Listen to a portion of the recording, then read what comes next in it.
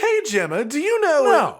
You didn't even let me finish my— I didn't have to. You're gonna ask about the armor skills and set bonuses? Oh, yes, I am. Well, do you know how they've— No, I don't understand numbers. I just hit metal with hammer good. Ladies, gentlemen, and monsters of all ages, we've been talking loads about Title Update 4 for Monster Hunter Wilds, and I don't see why we wouldn't, given how absolutely massive of an update it is. And a part of that often goes either unnoticed or just not fully understood is the patch notes that come alongside these title updates. A lot of people never actually look at the patch notes to begin with, others do see them, but a lot of the entries within the patch notes are just very vague or don't properly explain what's properly changing, so of course the only solution is to work it out ourselves as a community of people who love this game and want to understand it better.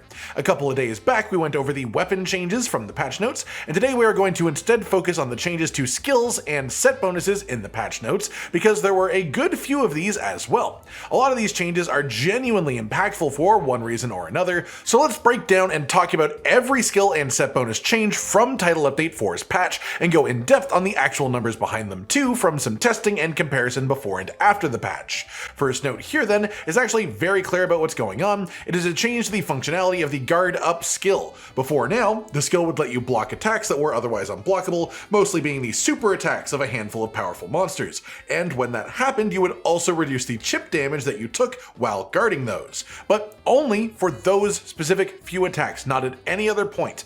Now they have retooled it a little bit, and that same amount of damage reduction is now split. For rank 1 of guard up, you always take 10% reduced damage while guarding, and an extra 20% when guarding a normally unblockable attack. Before the patch, rank 1 was 30% damage reduction for the unblockable attacks, so it is the same amount total, but you do get a portion of that now also when blocking any attack, not only those specific ones. Similarly, for rank 2 and 3 of the skill, you now get 20% guarding chip damage reduction at rank 2 regardless of what attack you are blocking, and 30% damage reduction at rank 3. This is genuinely a very meaningful damage reduction if you are playing a guard heavy weapon, but aren't necessarily great or confident in your perfect guarding, as that is when chip damage really starts to actually add up in the game. It's a great change overall though. Next up we have the charge up weapon skill. This skill only applies to hammer, and before the patch it added somewhere around 20% more stun value to charged attacks with the hammer, but only your charged attacks. Now after the patch it still does that as well, but it also increases the dammer of charged damage attacks to— did I just say— yeah, that's staying in. And the actual result of this is, hold your applause, 3% bonus damage for hammer charged attacks. That is of course incredibly low. Of course the main point of this skill was never to be a damage increase.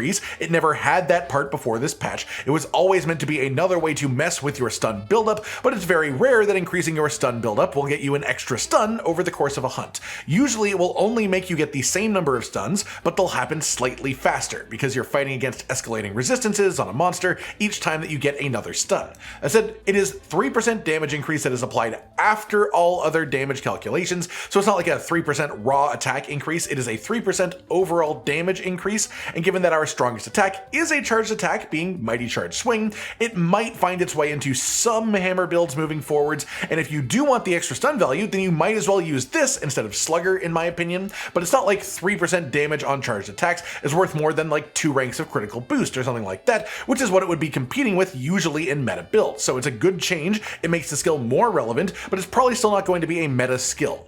Next up we've got ballistics, and this one has had a pretty important change here. The specific patch note for this skill is that ballistics also increases the raw damage of level 3 shots made at critical range. Reasonably easy to understand, it means level 3 charged attacks will do more damage while they have the orange reticle that shows you critical range, except that's not actually what it does. I believe this patch note is mistranslated. Ballistics was already used before the patch quite a bit, as it extends the distance of critical range, which just makes it easier to keep high damage uptime with both bowguns and with bow as well of course, but it makes it affect your damage in a more tangible, calculable way now. That said, again, the patch note appears to be a mistranslation, and I can actually pinpoint exactly how it happened after I tested it and worked out what it actually does. The patch note says, ballistics boost raw damage of level 3 shots at critical range. The correct way of wording it would have been that level 3 ballistics boost the raw damage of any shot at critical range. The effect only applies if you have rank rank 3 of ballistics, not if you have rank 1 or 2. You need all 3 ranks for the damage boost, but if you do have that in your set, then any shot from any of the ranged weapons at critical range will get a damage boost. Not just your standard shots on bowgun or standard combo on bow, not only level 3 shots as it originally implied, but things like Wyvern Heart Ignition and your other ignitions for bowgun, things like Dragon Piercer and Thousand Dragons for bow. All of these things do get the damage boost at critical range when you have ballistics 3. The amount is not massive, to be fair. It's only around a 2.5% damage increase when it is active, so essentially this likely won't make you take ballistics if you weren't already using it, but if you were already using ballistics level 3, you now just will do 2.5% more damage. Congratulations! Next up, we've got Elemental Absorption. This skill gives you bonus element attack and element resistance when hit by an elemental attack. The offensive part of this lasts for 2 minutes after it procs, and then after that time you cannot activate it again for a little bit, which is referred to as the skill's cooldown. This cooldown before the patch was 90 seconds, now it is only 60 seconds, so you can reactivate the skill 30 seconds sooner. Before the patch, the maximum uptime for this skill was around 57%, now it is up to 66.7%, which is a fair bit better than it was. The only thing that this really matters for is a few select weapon types that hard stack element increases. It likely won't change how many people will use this skill compared to before, but if your build already did use it, it is now stronger. After that, we've got Flayer, which is quite a big one in this patch, and it is split into multiple different parts here. First up, activation rate and strength. When just beating up the training dummy endlessly, I was having this proc every 20 to 30 seconds on average now. There is no real way to compare to before the patch because it functionally triggers differently. Before the patch, it would not build up or trigger on a scarred body part, meaning a part that had already been wounded, but now it doesn't care. It will proc if it procs, and it procs a lot more frequently as a result, again every 20 or 30 seconds on constant combat. But if it can proc anywhere close to as often as that against actual monsters in proper combat, having at least 1 rank of Flayer is probably going to be a good choice for a lot of builds that can fit it in. It's hard to be definitive about how good it is at this stage, we're still quite early, but it passes the eye test at the very least. The actual changes, the damage increases, the frequency increases are very, very, very good. As for the damage then, level 1 Flayer is now 140 damage per proc, level 2 Flayer is 160 damage when it procs, level 3 Flayer is 220 damage when it procs, level 4 Flayer is 300 damage when it procs, and then level 5 Flayer is 400 damage when it happens. Relatively speaking, that makes level 1 Flayer the best general value, and it means that level 2 and 3 are sort of pointless unless you're going to go the whole way up to 5. And a lot of the damage is in the first level right at the front, and the majority of the scaling past that is in level 4 and level 5 of the skill. The other big thing that changed for Flayer applies to a few other things as well, skipping ahead a little bit in the actual notes order, but might as well talk about it here, which is that skills such as Flayer, Convert Element, the Bad Blood set bonus, the Azure Bolt set bonus, the Scorcher set bonus, and Whiteflame Torrent as a weapon skill, those ones only activate from certain parts of each weapon's moveset, and now they can apply from a larger variety of moves after the patch. They've expanded this pool of attacks that can proc the effects, and the only thing that I was really interested in testing but disappointed in the results of is Corrupted Mantle. This also only procs off of some attacks in your moveset, and the list until now has always been pretty close to the attacks that proc those skills, so I hope that the expanded list would also apply to Corrupted Mantle, but Corrupted Mantle's proccing attacks seem completely unchanged after the patch. That said, this is the list of attacks that can now apply these skills and effects, and realistically, it's now easier to show you the attacks that cannot trigger them, and a shout out to Masuku for putting together this list to make it simpler to understand, and to restate it, these are all of the attacks that cannot trigger those skills or effects. Everything else that is not listed here, every other part of the movesets, can now trigger them.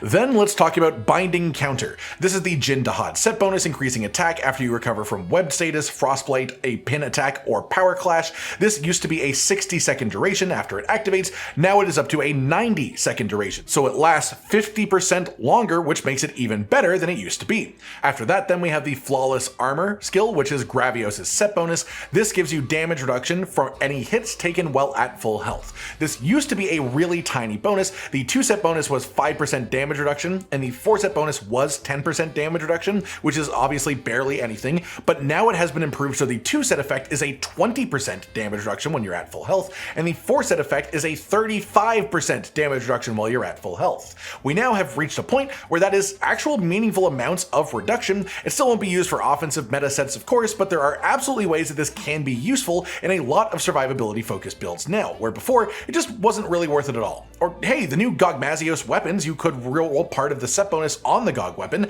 to be gravios set bonus, then you only have to have one piece of armor that has the set bonus on it as well, and then you'd have 20% damage reduction at full health from that combo to prevent being one-shot by the really dangerous monsters, and that is absolutely something to consider. Moving on then, we've got Protein Fiend, which is the Shu Wu set bonus, giving you increased attack after eating a well-done steak or similar items. The duration of this effect was increased from being 2 minutes long after eating up to being 3 minutes after eating, which is an appreciable difference there, and the actual amount of attack gained as well was increased for the 4-set version of the bonus specifically. It used to be 25 bonus attack for the 4-set, now it is 30 bonus attack when that is active, which isn't a massive buff, but it does definitely help out. After that, we've got the Bad Blood set bonus from the new Udra armor. This one actually saw some pretty sizable buffs. It's probably not worth going out of your way to have the set bonus still, but if you do have it already for whatever reason, it is much better. Specifically, this used to only be able to proc once every 5 seconds at a maximum. Now it can proc every 2 seconds at maximum, so it can essentially hit 150% more frequently than it used to. On top of that, the actual damage of the procs was increased, with the 2-piece set bonus being around 12.5% more damage than it was before the patch, and the 4-piece set bonus being around 40% more damage than it was before the patch. Again, that requires you to have a full 4-set bonus, but that is a sizable boost compared to the numbers that it had before. Then we have Scorcher, which is the Rathalos and Guardian Rathalos set bonus. This skill is quite complex in how it works, so to try and say it as simply as possible, when you hit a monster, you have a 33% chance of triggering a pop of bonus damage. This chance, before the patch, could only happen once every 3 seconds. If you don't get lucky on the first hit, and you don't get lucky on your second roll, which happens 3 seconds afterwards, then your third version of this will guaranteed proc the effect, which means on average, once every 6 seconds of constantly hitting the monster, you would get a damage proc from this skill. Now, the timing of this has been improved after the patch. In the patch notes, they worded it as reduced cooldown time between activations, and it seemed to be cycles of 2 seconds now instead of cycles of 3, meaning the average activation time should be around every 4 seconds instead of every 6, and that is not a bad buff at all for the skill, but they also changed the damage calculations for it too. This is a bit of a weird one, but definitely a very good change for it. Previously, the 2-set version bonus of Scorcher dealt damage equivalent to 40 true element of fire damage to the monster. That number was affected by the monster's hit zones. Now it deals 20 fixed damage, meaning that 20 damage is not affected by hit zones. It will always be 20, but then also 60 true element of fire damage on top of that too. So at a minimum, it is double damage than it was before. In most practical situations, it will be even more of an increase than that. The 4-set bonus version of Scorcher used to be the equivalent of 100 true element of fire damage, which was affected by hit zones. Now the 4-set bonus is 40 fixed damage that does not care for hit zones, and an extra 120 of true element fire damage on top of that that is affected by hit zones, making it around an 80% increase at the absolute minimum, much more in actual practical scenarios because the fixed damage parts of that really do help quite a bit. Then finally, we have increases to the damage done by Whiteflame Torrent, the weapon skill, when paired with Scorcher, the set bonus. The lazy way of explaining it is that Whiteflame Torrent with Scorcher 1 has gone up by around 33% damage against the training dummy. Whiteflame Torrent with Scorcher 2 has gone up by around 17.5% against the training dummy. The more accurate wording is, once again, a split of fixed damage that ignores hit zones and fire element damage that is affected by hit zones. Before the patch, Whiteflame with Scorcher 1 was 60 fixed damage with the equivalent of 30 true element of fire damage on top. Now it is 60 fixed damage with the equivalent of 70 true element of fire damage on top. Whiteflame with Scorcher 2 used to be 80 fixed damage with 80 true element of fire damage on top. Now after the patch, it is 80 fixed damage with 140 true element of fire damage on top. And I guess just to mention it as well, when I am saying true element here, it just means that we are removing the bloat value. Element when shown on your status screen has a 10 times multiplier bloat value. So true element of 40 is the equivalent of 400 element on your status screen. If you've got 150 element on your status screen, that is a true element of 15. I know that these were some pretty complex numbers that we've gone over for these couple of skills, but again, the simple thing to say is that that it doesn't make this a meta combination or anything, especially with Gogma Artian weapons being so much better than these Oshio weapons, but it does notably improve any Whiteflame Scorcher combo builds that you may have been using before the patch. That just about does it for today then, everyone.